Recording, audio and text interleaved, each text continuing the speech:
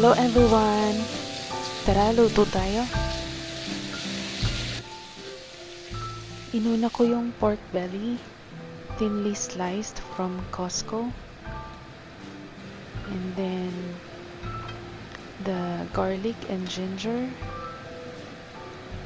And as you can see, I already put the grape tomatoes.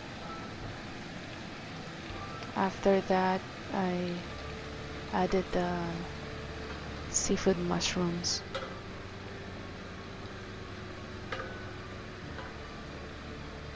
Tapos, yan, ginisa ko lang silang mabuti. Matagal-tagal para mas lumabas yung flavors nila.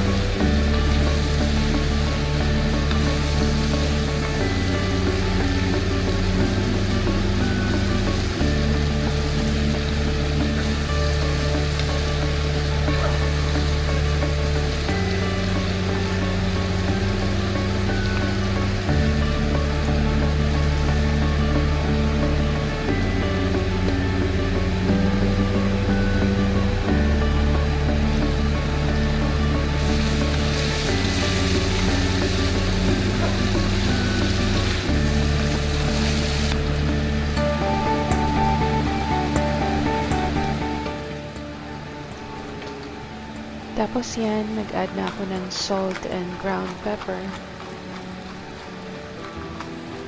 And as you can see, hindi naman ako masyadong mahilig sa pepper, no? And then, nag-add din tayo ng oregano. Tapos yung favorite ko na parsley.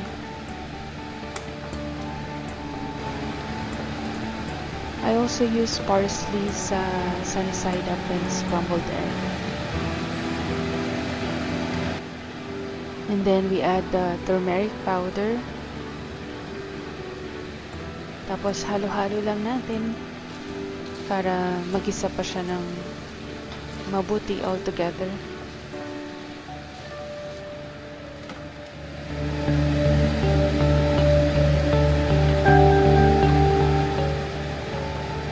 Yan, pwede na natin ilagay yung pre-boiled munggo.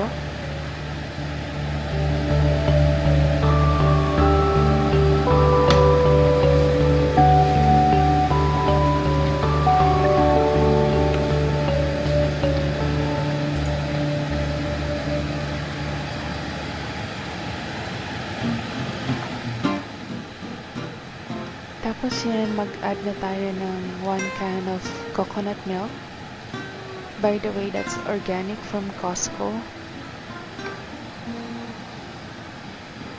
And then, add tayo ng konting water para hindi naman masyadong malapot yung sabaw natin.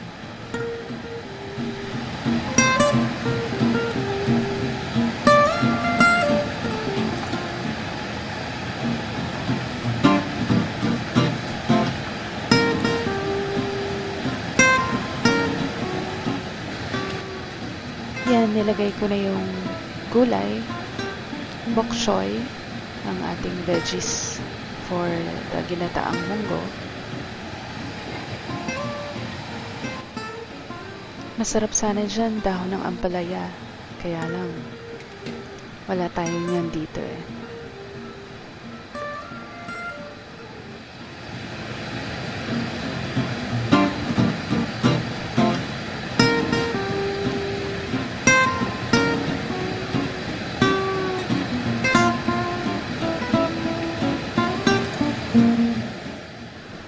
Yan, luto na. Konti na lang. Malapit na tayong kumain. We just need to grill the salmon para may kaulam yung munggo natin, 'di ba?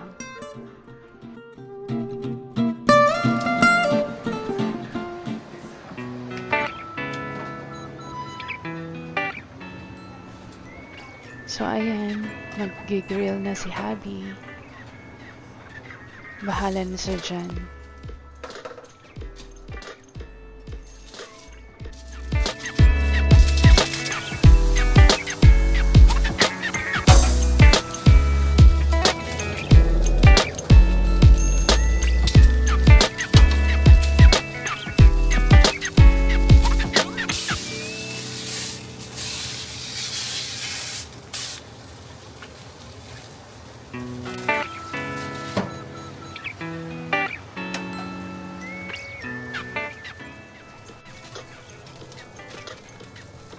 Naku, dumikit na yung skin.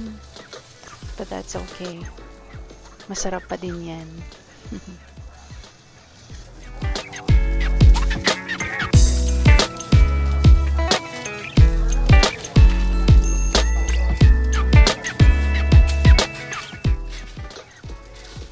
Ayan, medyo nahubaran yung isda natin.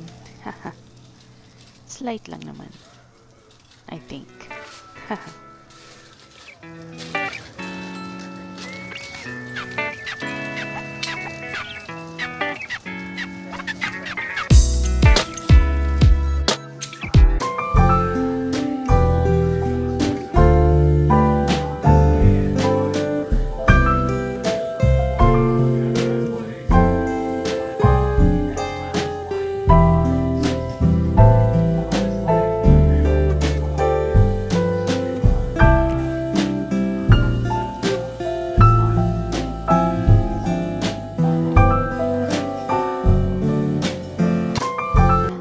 And before we eat, final step is putting freshly squeezed lemon para mas lalong hindi natin malasahan yung lansa ng isda.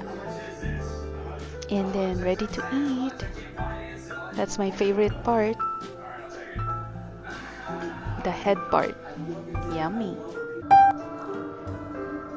Thanks for watching. Until next time. God bless.